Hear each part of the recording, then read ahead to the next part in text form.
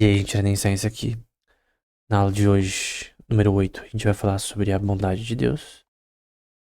E por questões de lógica, né? Da questão da não contradição, é óbvio que somente Deus pode ser bom. Então, Jesus vai dizer nessa passagem do jovem rico, né? Perguntou-lhe um certo príncipe, dizendo: Bom mestre, que hei de fazer para dar a vida eterna? Jesus lhe disse: Por que me chamas bom? Ninguém há bom senão um que é Deus. Obviamente, Jesus é Deus, então, obviamente, ele é bom. Aqui era só um modo de falar da parte dele, não exaltando a si mesmo, mesmo sendo o próprio Deus, né? Em forma humana. E esse é um ponto importante. Somente Deus pode ser bom. A gente viu anteriormente que só Deus é imutável, só Deus é eterno, só Deus é infinito, só Deus é perfeito. Só Deus é onisciente, só Deus é onipresente. Deus é espírito. E no caso aqui, só Deus é bom. Significa que essas criaturas não são boas? Não exatamente. Mas em essência, só Deus é bom. Em essência, seu ser. Nós temos a criação como um todo tem a qualidade e bondade. Uma dessas qualidades da Imago Dei, a imagem de Deus impressa no ser humano, por exemplo, parcialmente na sua criação, mas essencialmente no seu ser humano, em que somente Deus é bom e o ser humano tem níveis de bondade que são imperfeitos e, no caso, inclinados ao pecado. E guarda esse termo, inclinado ao pecado. Porque, embora nós temos graus de bondade da qualidade que Deus pôs no nosso intelecto, em que você não é tão mal quanto você poderia ser, nós somos maus o suficiente para irmos para o inferno. Ou seja, em outras palavras, a Bíblia diz que nós somos maus, né? O ser humano como um todo. Isso inclui eu e você. Principalmente eu. Mas agora se manifestou sem a lei a justiça de Deus, tendo o testemunho da lei e dos profetas, isto é, a justiça de Deus pela fé. Para isso sobre todos, porque não há diferença, porque todos pecaram. Guarda o termo todos. E destituídos estão da glória de Deus. Ou caíram da glória de Deus. Então, o ser humano, ele é mau. Só que ele não é mau exaustivamente, né? Você não sai na rua batendo nas pessoas randomicamente, atirando nas pessoas randomicamente. O ser humano, ele é mau. Mas ele não é mau exaustivamente ao ponto que Romanos 2 vai dizer que Deus pôs a lei no coração do ser humano. Na no próprio intelecto humano, do ponto de vista de comportamento genético, né? De genética comportamental. O ser humano já é embutido, sabendo noções básicas de certo e errado. Por isso que nas maiorias da sociedade, as leis, elas têm questões homólogas, né? Então, roubar é errado, matar é errado, você fraudar alguém é errado. Não precisa ensinar uma sociedade a isso. Obviamente, certas sociedades, elas saíram um pouco do eixo em relação a outras, mas no geral, a gente vê questões homólogas em questão de moral. Mesmo que, por exemplo, um país, num certo período da história, agiu de forma totalmente imoral, até do ponto de vista legal, nas suas leis, a noção de lei, ela é clara no ser humano de bom senso, em que se um Estado, por exemplo, fazer leis incorretas, o ser humano por si mesmo, sem ser ensinado, já consegue saber, por bom senso, que aquilo ali é uma ofensa, é errado. É o que chama de natural law. A gente pode ver mais posteriormente. Em Cícero, ele exalta muito natural law, por exemplo. Platão também, ele fala no Leis, eu creio que ele seria de natural law também, obviamente. Perguntou-lhe um certo príncipe. Ah, não, aqui eu já falei. Nós somos maus. E aqui eu tô citando um livro que ainda não foi lançado. E uma delas, embora todas estão relacionadas à mesma, é a bondade. Podemos generalizar para a virtude. Arete no grego, né? Mas vamos focar no termo escolhido por Aquino, né? E aqui no caso, no contexto da Bíblia, né? O agato sune é usado bondade. Eu creio que eu tô citando Gálatas 5:23, se não me engano. E Crestotes, benignidade, né? São mais ainda linguisticamente correlacionadas e pragmaticamente também. Tem outros termos também, mas bondade e benignidade são termos bíblicos associados a características que o ser humano tem que ter. Então em Gálatas 5:23 fica claro as características que o ser humano tem que ter. Sem elas, essa pessoa não está vivendo conforme a Cristo, né? Então, por exemplo, esse é um texto importante, em Gálatas 5, 22 e 23. Mas o fruto do Espírito é amor, gozo, paz, longanimidade, benignidade, bondade. São os termos usados aqui, né? Nesse versículo. Bondade, fé, mansidão, temperança. Contra essas coisas não há lei, né? Então esses são os frutos do Espírito. É o que o ser humano deve fazer em sua vida. Mas é impossível você fazer isso sem a graça de Deus, né? Sem a iniciativa divina.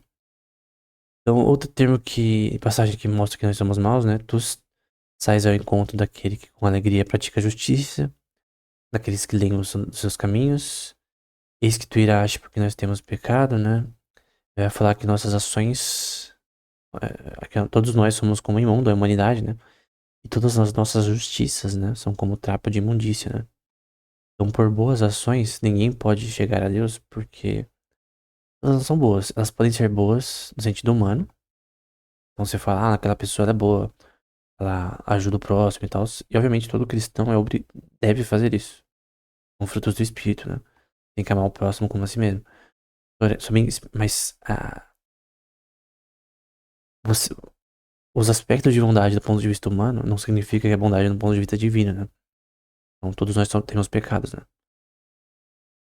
Então não existe pessoas boas nesse mundo. Todos somos pecadores, né? Esse é o ponto que a Bíblia diz. Esses são os pontos básicos da Bíblia. São os pontos centrais da antropologia humana. O ser humano, ele nasce mal. Então todas as nossas justiças são como trapo de imundícia, né? São como... Esse termo tem a ver com menstruação feminina, né? Obviamente feminina. Mas o ponto é que isso daqui é imundo do ponto de vista judaico. Extremamente imundo. Não só imundo pra nós, mas extremamente imundo.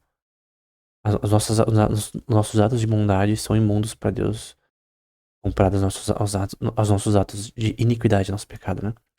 Então, quanto mais pecado você vai fazendo, mais você acumula pra sofrer no inferno, né? Então, é por isso que a salvação é uma iniciativa divina, né? Porque realmente o ser humano não consegue por si mesmo chegar até Deus. E a culpa é do ser humano. Alguém pode dizer, então por que Deus me criou, né? Se eu sou mau. Bom, a culpa é do ser humano. A culpa é nossa, não é de Deus. Deus não é tentado pelo mal e ninguém tenta. Então a culpa é do ser humano e de mais ninguém. Tipo, o diabo pode até tentar o ser humano, mas no fim a culpa é do ser humano.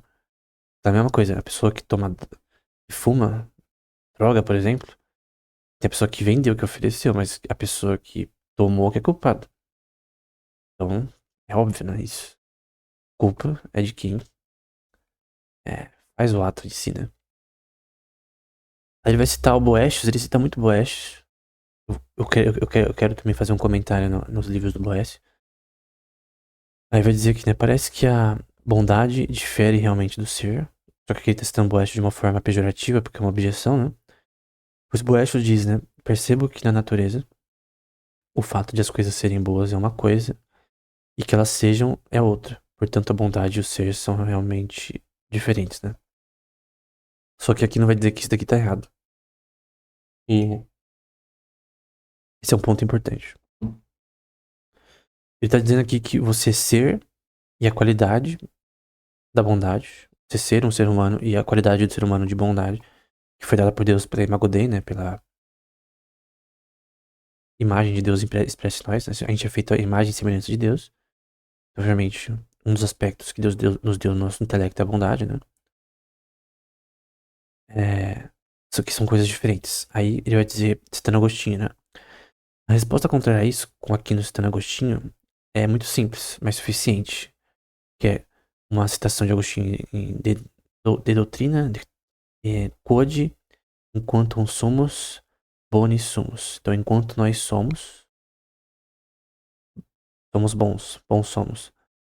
Só que, como eu disse, a natureza humana está inclinada ao pecado. Mas a qualidade de bondade existe em certos graus. E o cristão, a diferença do cristão para o não cristão é que o Espírito Santo age no cristão para ele ser continuamente agir de forma correta e santa perante Deus, ao ponto de aperfeiçoar-se ad infinitum, né? Isso nunca acaba, nunca vai acabar. A gente tem que ser perfeito como Cristo, mas nunca literalmente como Cristo, porque é impossível ser perfeito em vida. Aí você busca a perfeição continuamente, seguindo o que a Bíblia diz. Os evangelhos vivendo como Cristo viveu. Seu modo de viver, em mansidão, em paz, em dar a face ao próximo que fere, né? Então as pessoas, por exemplo, os fariseus bateram em Cristo quase antes da sua morte. Ele não falava nada contra eles, ele não xingava eles, ele aceitou seu destino de forma humilhante. Eu com certeza xingaria todo mundo, mas eu sou um ser humano mau, né? É, o que a gente tem que aprender é, nem Estevão, né? Que seguiu os exemplos de Cristo, que ele aceitou ser apedrejado, né? Sem falar mal contra os seus acusadores, né? Que estavam acusando ele injustamente. Então, seguir o exemplo de Cristo é como Estevão fez, né? É Pedro fala sobre essa questão, né? Então, a gente tem que é, sofrer calúnias, por exemplo, calado, por exemplo. Então, esse é um ponto em que nós temos que ser iguais a Cristo. Moisés, por exemplo, ele era manso, ao ponto de ser chamado manso em toda a terra, né? Por Deus. Só ele foi chamado assim, né? Só que, obviamente, nunca você vai ser igual a Cristo, né? Cristo é perfeito. O que é uma questão de crescência ad infinito, né? A gente tem que sempre se aperfeiçoar em Deus. Porque isso não vem de nós, vem do Espírito Santo, né? Filipenses diz que Deus opera tanto querer quanto fazer. Então mesmo, tipo, tem uma fase de Calvino, que parece que é de Calvino, não sei se é dele mesmo, mas é tipo um ditado, né? É,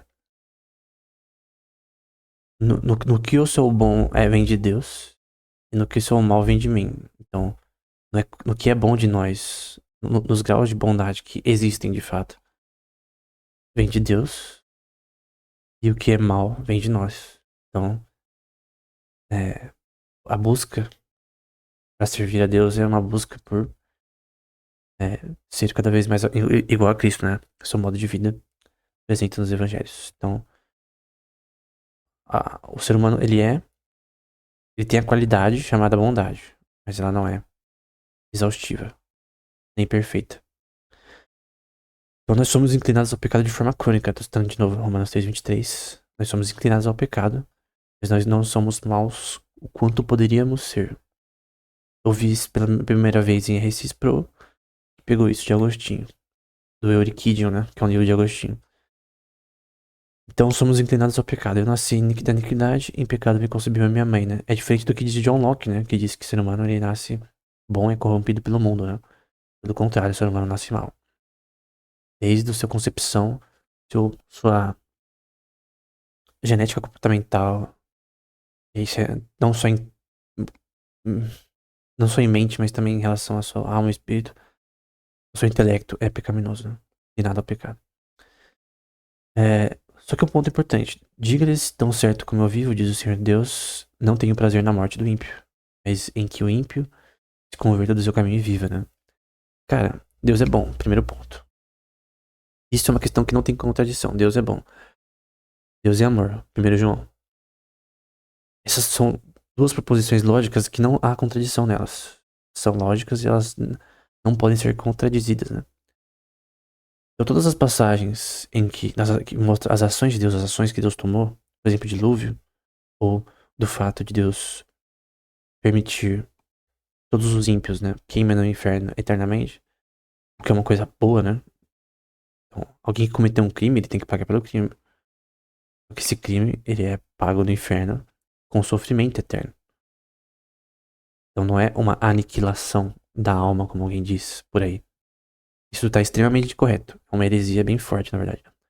O sofrimento no inferno, ele é eterno e ele é consciente. E é em corpo, alma e espírito.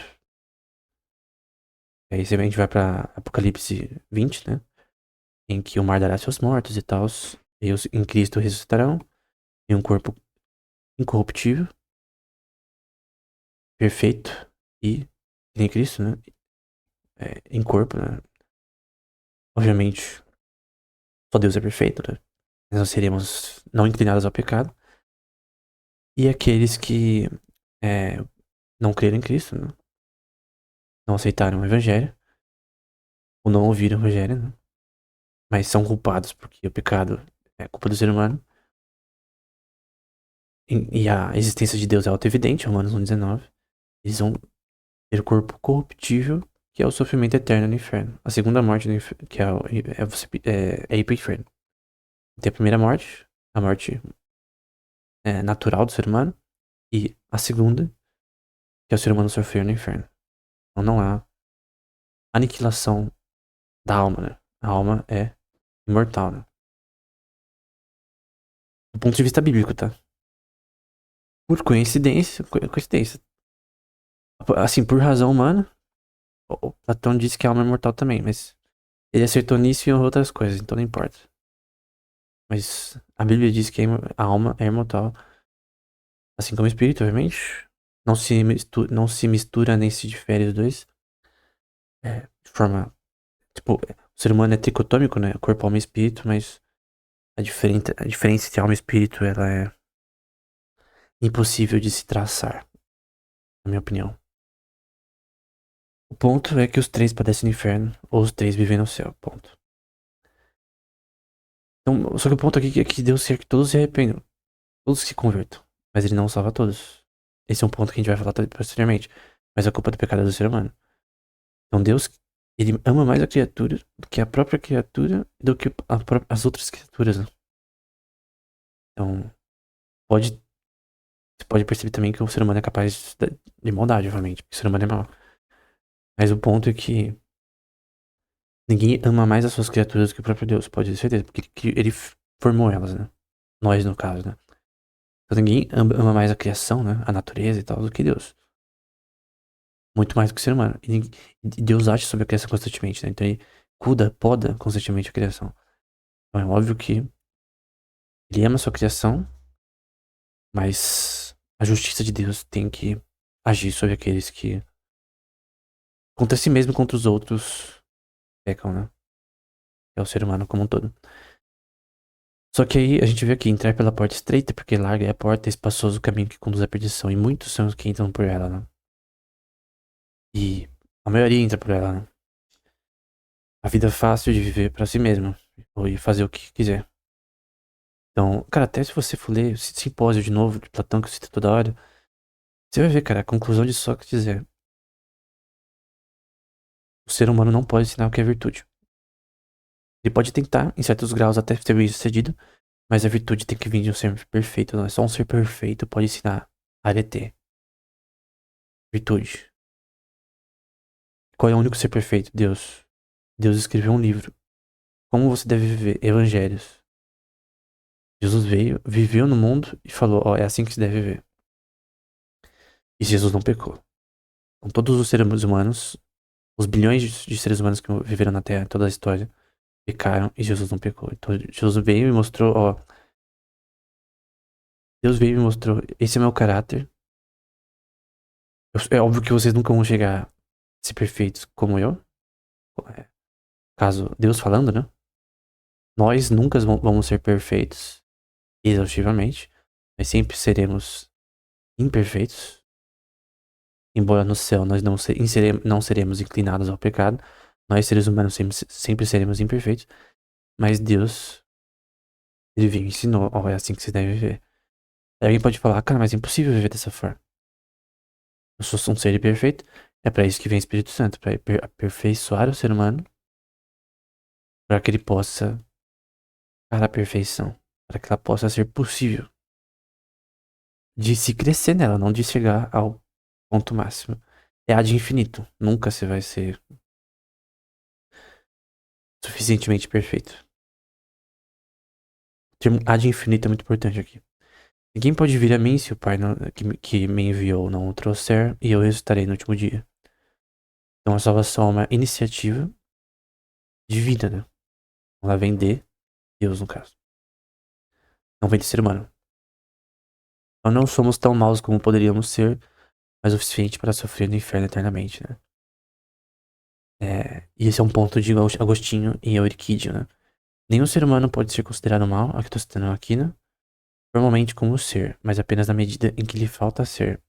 Assim disse que um homem é mau porque lhe falta alguma virtude, e disse que o olho é mau porque não tem o poder de ver bem. Então, é aquela passagem dos evangelhos, né? É, aquilo que mostra o seu coração, né? Aí está o tesouro da pessoa, né? Então, é, o ser humano é mau porque lhe falta uma virtude. E quem vai lhe ensinar a virtude? Outro ser humano? O filósofo e tal? Não. Como que o ser imperfeito vai ensinar outro ser imperfeito a ser perfeito? Então, quando Deus diz para Abraão, anda na minha presença e ser perfeito, é algo que é possível. Só que só pela graça de Deus. A lei de Moisés, por exemplo, não conseguiu fazer o ser humano para ser perfeito. A lei de Moisés mostrou a lei perfeita de Deus, falou, ó, vocês devem agir assim. 10 mandamentos, 613 leis providas para Israel, o Antigo Testamento como um todo. Deus falou assim, ó, segue isso daqui. Eu te dou a lei perfeita, vou explicar, desenhar pra você como você tem que fazer. Segue isso e vai dar tudo certo. Israel seguiu? Não. Eu e você conseguiríamos seguir? Não. Pode tentar, não vai dar certo. Você precisa do Espírito Santo, você precisa de Deus, você precisa crer em Cristo e crer em Deus. Ler a Bíblia, obviamente, e ver gramaticalmente o que ela diz. No geral, claro. E aí quando você entende isso, aí você vê, cara, realmente eu não consigo ser virtuoso eu mesmo. Eu preciso de Deus, né? E todos os que vivem para Deus, eu posso dizer que vão viver uma vida de verdade, né? E uma vida mais humana possível é aquela vida que é para a glória de Deus. Uma vida que não é para a glória de Deus, ela é contrário do fim do ser humano. Então é uma vida menos humana possível. Uma vida sem obedecer a Deus, né? E é uma vida ruim. Não porque você não deve obedecer a Deus com medo de ir ao inferno. Pelo contrário. Deve obedecer a Deus porque você ama Deus, porque Ele é seu criador, antes do seu pai e sua mãe. E Ele é bom, mais do que o ser humano é mau. Então, Ele é bom. E não há ninguém que queira mais o bem do ser humano que o próprio Deus. A gente vive outramente. Deus não quer que o ser humano se perca. Deus quer que o ser humano se salve. Mas o ser humano é mau. Por isso que Deus tem que agir sobre o ser humano, né? Ele vai citar Agostinho, a questão da ausência de bem. Então, isso me lembra Agostinho. Tô citando ele, na verdade, né? Mas aqui no que cita ele, aí eu tô citando, aqui no citando ele. Então, isso me lembra Agostinho no conceito de Euriquidium, no livro que ele escreveu, de que o mal é a ausência do bem. É o termo que é usado, né? Tá citado por Aquino, enquanto um carete esse virtutis. Esse é ser, carete é de carece, né? Falta. Virtude é que falta ao bem, né? Ou que é virtuoso, que é bom. Então, é, é, o mal é a ausência do bem. É onde o bem não é realizado, onde alguém não age conforme Deus nos ensina a agir. Deus nos deu a intelecto para agir. Carece o bem, né? Então, os demônios são um exemplo claro de ausência total do bem, né? Em que não há nenhum mover para a glória de Deus, né? E ele vai falar um pouco sobre matemática, né? Sobre questões do que pode ser considerado que não é bom, que é neutro, né, na verdade. Então, entidades matemáticas não existem como realidades, porque estariam em algum tipo de bem se subsistissem. Elas têm apenas existência lógica, então elas são ideias, né? Então, por exemplo, você tem o Teorema de Pitágoras, a conjectura de Goldbach, você tem a prova que todos os números primos são infinitos de Euclides. Todas essas coisas, elas são... Assim, a matemática é boa no sentido de aplicação, porque ela tem aplicações na vida real que podem ser boas para o ser humano. Porém, é uma ideia, algo abstrato. Então, não é nem bom nem mal. É adióforos, né? O que é adióforos? É um termo medieval, é usado por R.C. Sproul, citando um cara que usa esse termo, que é algo que nem te aproveita, nem te faz nada de errado, né? É neutro. Tipo, você ir ao cinema é adióforos, cara. Tipo, um filme normal é adióforos. Assistir Minions no cinema é adióforos, cara. É neutro. É bom porque você tem entretenimento, mas do ponto de vista lógico, assim, não te, é algo neutro, algo normal. Enfim. Mas eles têm apenas existência lógica na medida em que são abstraídos do movimento da matéria. Então, por exemplo, eu olho para um conjunto de ovelhas, eu quero analisar aquilo matematicamente. Eu olho para a forma que o universo se comporta, eu quero analisar aquilo matematicamente. Eu quero propor uma ideia para explicar um fenômeno usando uma linguagem que permita isso de forma lógica. Não importa que símbolo você use, importa que esses símbolos têm que ser gerais e fáceis de entender. E aí os números indo-arábicos são bons para isso, né? E a notação é, algébrica e o que for, mas tudo é questão de ideias, né? Portanto, não podem ter um aspecto de fim, por sua vez, tem um aspecto de mover o outro. Eu creio que tem sim, entidades matemáticas têm um fim, porque você tem aplicações para elas. Em si mesmos, elas não têm um fim, talvez. Então, por exemplo, o teorema de Pitágoras, ele tem um fim em si mesmo em explicar propriedades da matemática, de uma forma neutra. Só que tem aplicações que podem gerar benefícios para o ser humano em relação a aplicações do teorema em questões de relações, não só de geometria, mas também em avanços da matemática pura que envolvem avanços da matemática aplicada, né? Então tem avanços da matemática pura que, por exemplo, permitiram a vinda de computadores, que é a teoria dos números, permitiu criptografia, lógica booleana, todas essas coisas que obviamente Deus sabe desde a eternidade, de forma exaustiva, e que Deus deu ao ser humano seu intelecto para ele conseguir compreender, né? E permitiu que o ser humano compreendesse, e que Deus poderia não permitir que o ser humano chegasse a um certo nível de conhecimento, ele poderia impedir. Ele poderia fazer, por exemplo, que o Bolai e o Lobachevsky e o Gauss não descobrissem a geometria não euclidiana. Deus poderia impedir. Então Deus permitiu que o ser humano, ele permite que o ser humano vá além em temas que ele deseja que o ser humano descubra para o seu próprio bem. Então eu creio que ela é neutra, ela é adióforos, a matemática em si, mas ela tem aplicações na vida real também. Em certo sentido, ela tem um aspecto não de bondade em si, porque não é um ser. Eu acho que esse é o ponto dessa passagem. Ou é só uma porta, ela não tem bondade, porque ela não ela é só um ser inanimado, né? Não só seres animados podem ter bondade, enfim. Aí ele diz essa separação, né? Sum autem mathematica separata. Uma separação da matemática segundo Rationem, segundo a razão da abstração e da matéria, né? Então você tem a questão de que você tem uma ideia abstrata, você tem o que a ideia abstrata representa da realidade ou não. Você quer descrever movimentos hidrodinâmicos de um líquido, ou a densidade de um líquido, e fazer equações nesse sentido.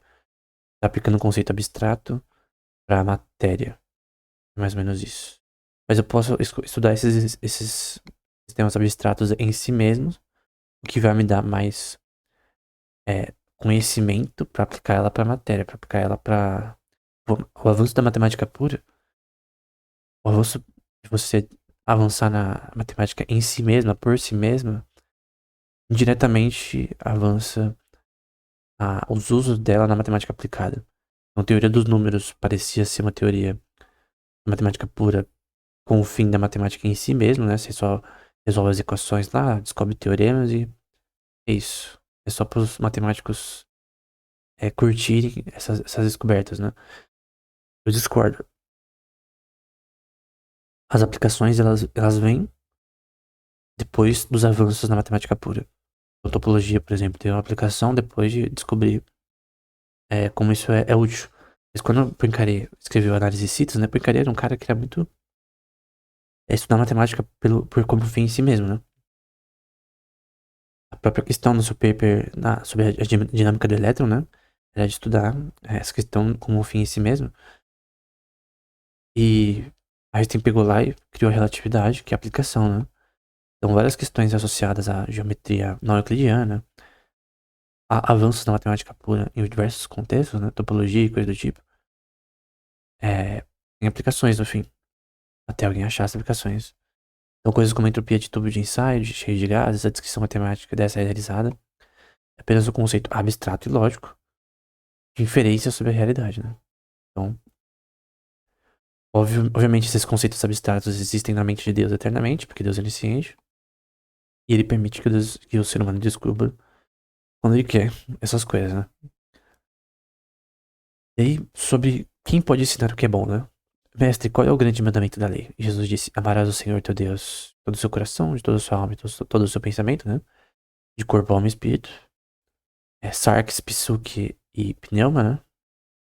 Este é o primeiro grande mandamento, né? Então se ama a Deus, depois seu próximo, a si mesmo, né? Aqui, né? Amarás seu próximo como a si mesmo. Isso inclui todo o parâmetro legal. Pra que a lei serve? A lei serve para proteger pessoas contra a ofensa do seu próximo. E a ofensa contra si mesmo, porque nesse artigo, né? Deve perceber isso agora. Amarás o teu próximo como a ti mesmo, inclui também que você ama a ti mesmo, né? Então, se você fazer um mal contra si mesmo, também você tá agindo contra o mandamento de Deus mais básico, né? As duas leis básicas de como o ser humano deve viver, né? Primeiro, amar a Deus, e obviamente, quem ama a Deus vai buscar a sua palavra e cumprir, e amar seu próximo como a ti mesmo, né? O que inclui amar a si mesmo também. Desses dois mandamentos depende toda a lei dos profetas, né? E toda a lei humana também deveria ter, em natural law, deveria vir disso, né? Os 10 mandamentos vêm dessas duas leis, né? Ele cita Agostinho, né? Agostinho diz no De Natura Boni esses três: modo, espécie e ordem do ponto de vista da criação, como coisas boas, então estão em tudo que Deus criou. Ou seja, tudo que Deus criou é bom em modo, ordem e espécie. Toda a criação, não só o ser humano. Porque quando Deus fez tudo em Gênesis, ele sempre falou que era bom, né? Indo plantas, animais, tudo. As coisas. Onde esses três abundam, as coisas são muito boas. Onde eles abundam menos, né? São menos boas, né? Onde elas não existem, não pode haver nada bom, porque o mal é a ausência do bem e não a total ausência do bem. O ser humano não tem a total ausência de bem por ser um pecador. Mas ele tem ausência de bem. No que carece a virtude, precisa do Espírito Santo para ser efetuada, né? Mas isso não aconteceria a menos que a essência da bondade consistisse neles. O ser humano não é em essência bom, mas ele contém qualidades de bondade que Deus deu a ele, né? Então a essência do bem consiste em modo, espécie e ordem, né? Então tem a ver com questões mutáveis de qualidades de seres vivos da forma que Deus os criou, né? Mateus 7 diz, né? Todo aquele, pois, que escuta as minhas palavras e as pratica, assemelhou aí ao homem prudente que edificou sua casa sobre a rocha. Uma fundação, né? E deu a chuva, veio os rios e assopraram. A velha coisa dos três porquinhos, né? Diz que o lobo é o pecado, né? Aí o lobo persegue os porquinhos. O único que sobrevive é o que tá com a casa de tijolos, né? E aquele que ouve essas palavras não as cumpre, compará-lo-ei com o homem insensato que edificou a sua casa sobre a areia, né? Desceu a chuva, correram os rios, assopraram ventos, combateram contra aquela casa, caiu e foi grande sua queda. Então aquele que não cumpre a palavra de Deus, só conhece a teoria e não a prática, ele não tem nem lógica, na verdade. Você tá basicamente fazendo o contrário do que você aprendeu. Não tem lógica. Não tem lógica você aprender algo e não se. Não tem lógica. Principalmente não ser perfeito, né? A não ser que você se ache superior a Deus, né? E normalmente é assim, né? As pessoas negam a Deus. As de ciência e coisa do tipo, na verdade não. É porque a implicação de você acreditar em Deus e acreditar na palavra de Deus é que o seu modo de vida tem que mudar. E ninguém por si mesmo quer mudar. Todo mundo quer viver pra si mesmo, né? Então, qual é o fim do ser humano, né? De tudo que se tem ouvido, Eclesiastes, é um livro sapiensal. Teme a Deus e guarde seus mandamentos, porque esse é o dever de todo homem, né? E de toda mulher também. Do ser humano, né? O termo homem aqui significa ser humano. Isso é óbvio, né? Do ponto de vista linguístico. Porque Deus há de trazer a juízo toda a obra que está encoberto, quer seja bom, quer seja mal, né? Então, qual o dever do ser humano? Qual o fim? Porque o ser humano foi criado porque eu e você existimos, né? É pra vir pra glória de Deus. Exaltar Cristo. Com as nossas ações. Ser como Ele. A criação é feita para ser perfeita diante de Deus. Deus chegou em Abraão e disse: é, antes de minha presença, ser perfeito, né? Só que, obviamente, a gente não consegue por nós mesmos isso. Então a gente precisa de Deus pra isso. Então, o Espírito Santo tem que morar no ser humano pra fazer continuamente ele ser impelido a vir a ser útil, a produzir frutos para a glória de Deus, né? Então, a árvore tem o seu cuidador. Ela sempre vai ser frutífera, né? Nesse contexto. Então, por si mesma, a árvore não pode ser frutífera sem a terra correta, sem a semente plantada de forma correta, no ambiente correto, até eu poder trazer questões biológicas e ecológicas, né? Em que, em diversos contextos, uma planta que nasce num certo local, ela vai ser, por questão de competição entre espécies, né? Numa região, num bioma, ela, ela vai ser... Em certo ambiente, ela não vai crescer, ela vai ser destruída, ela vai ter um ecossistema que lhe prejudica. Isso acontece muito em relação a sistemas ecológicos, né? Em que você muda um parâmetro, um tipo de inseto ou planta que tem nesse sistema, e você acaba acabando com o ecossistema, né? Você acaba com o equilíbrio daquele sistema ecológico específico. Então, outra passagem aqui, né? Aqui diz: Est sic quod dicirto que a Deus est bonus. Somos. Deus é bom, não somos. Isso se refere à causa final. Que Deus é o bom, nós existimos, afinal é Ele que nos criou. Isso se refere à causa final, né? Do ser humano, que deveria ser glorificar Deus. Como? Obedecendo a sua palavra. Então é isso. É, a verdadeira missão do homem é obedecer a Deus. Em todas as suas áreas, seja no trabalho, seja na vida pessoal, em tudo. Em todos os aspectos da sua vida, viver como Cristo. Então, o fim do ser humano é Cristo, é viver para a glória de Cristo, buscando a Cristo, orando a Deus, servindo a Deus, né? Como eu disse, é impossível fazer isso sem o Espírito Santo. Então, por isso que teologia é um tema tão difícil, né? Você não consegue ser bom em teologia sem fé, primariamente. Se você chegar na Bíblia e nunca, porque a fé nunca bateu em você, você nunca creu no que está escrito, você nunca vai entender. Por isso que é um texto mais difícil que o resto. É diferente de um livro de física, química, em que você só precisa entender o tema e acabou. Nesse caso aqui, você precisa do autor pra te ensinar. Não uma vez, mas continuamente. O autor tem que viver em você, né? É esquisito, né? Porque o autor literalmente vive em você quando você crê, né? Através do Espírito Santo. Do recebimento do Espírito Santo, né? Uma pessoa que crê. Então, a gente já tá acabando essas sessões. Depois eu vou dar a pausa que eu falei anteriormente. Eu ainda tô escrevendo o livro. E essas são partes, na verdade, do livro que eu estou escrevendo no comentário da Suma Teológica. E é basicamente isso. Então, qualquer dúvida, eu comento que você coloque aí nos comentários. E é isso.